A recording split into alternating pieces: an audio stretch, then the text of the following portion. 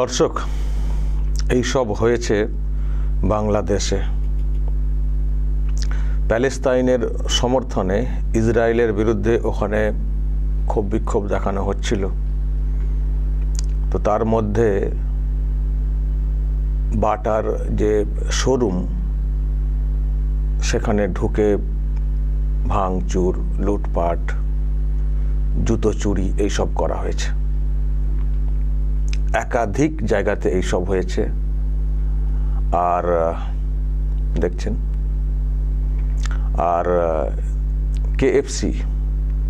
KFC জানেন দর্শক, আমাদের এখানেও আছে, ভাঙচুর চালানো হয়েছে। কারণ কি না, বলা হচ্ছে যে এই সব হচ্ছে ইসরায়েলি পণ্য বা ইসরায়েলের সমর্থক, এইসব বলা হচ্ছে। কিন্তু ইসরায়েলি পণ্য এটা কি করে হলো আমি তো বুঝে উঠতে পারলাম না। বাটা, যদি বাটার কথাই বলা হয়, বাটার যে মানে উৎস, যে দেশ, সে তো ইসরায়েলের থেকে অনেক দূরে।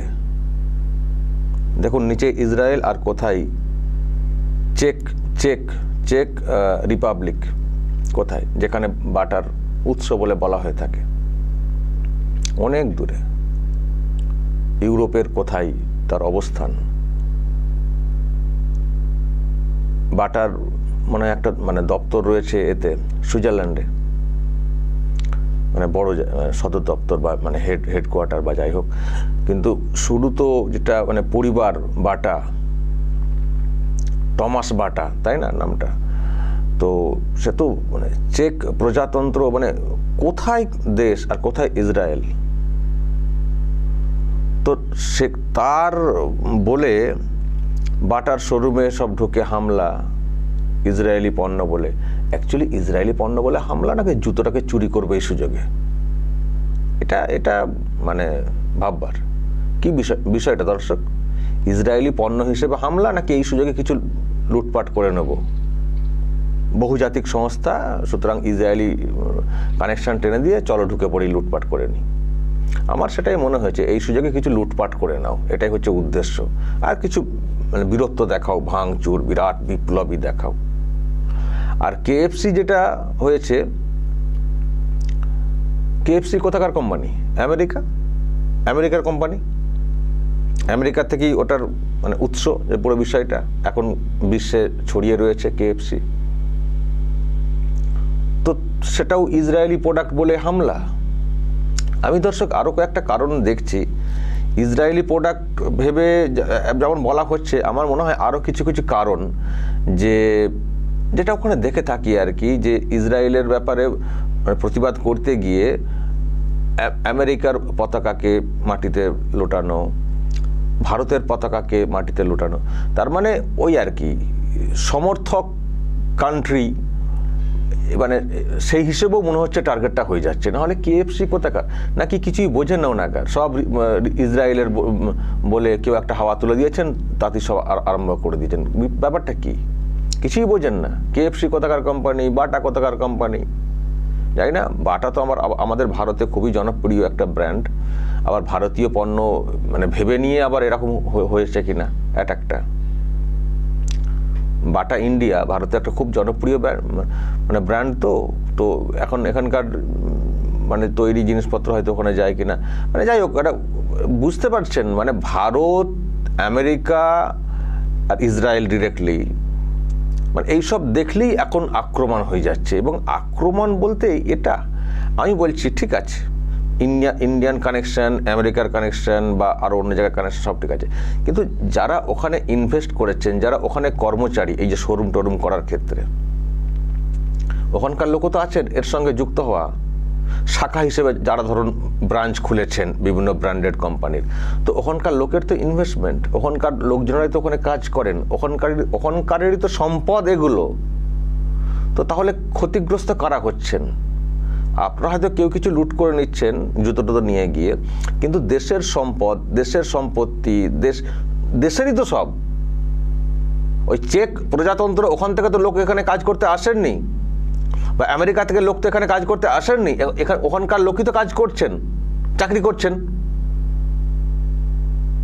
আমি দেখছিলাম ওই অভিযোগ করার ব্যাপারে কয়েকটা নাম দেখছিলাম মিডিয়াতে, সেখানেও তো দেশের বড় ভাই বা যাকে কেউ কেউ বলে যে বাংলাদেশের বাপ, পাকিস্তান, সেখানেও দেখছি শুরু হয়ে গেছে। মানে বাংলাদেশে এইসব হয়েছে, হওয়ার পরে দেখছি আবার পাকিস্তানের KFC-তেও আবার হামলা হয়ে গেছে, পাকিস্তানের KFC-তেও হামলা হয়ে গেছে।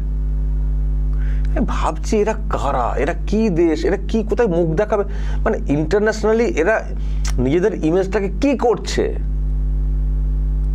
প্যালেস্তাইন প্যালেস্তাইন প্যালেস্তাইন বলে উচিত দিয়ে পুরো ব্লক করে দাও, দেখবো কি করে চলে। এত চোর ছ্যাচোর, এত চোর ছ্যাচোর জুটে গেছে, বিশেষ করে বাংলাদেশে। ওই যে অভ্যেসটা হয়ে গেছে হাসিনাকে তাড়ানোর সময় বঙ্গভবনে ঢুকে সব লুটপাট করে নেওয়া, সেই অভ্যাসটা কিন্তু এখনো যাচ্ছে না। যখনই সুযোগ পাওয়া যাচ্ছে কোনো একটা অচিলাতে, কোনো একটা অজুহাতে লুট করার সুযোগ, লুটপাট শুরু হয়ে যাচ্ছে। আর প্রশাসন ওই রকম নপুংসক, কিছুই করতে পারছে না, শুধু বলছে হ্যাঁ দেখছি CCTV ফুটেজ দেখছি, কিছু লোককে ধরবো। কি ধরবেন? এই সাহসটা আসে কোত্থেকে? এত সাহস আসে কোত্থেকে?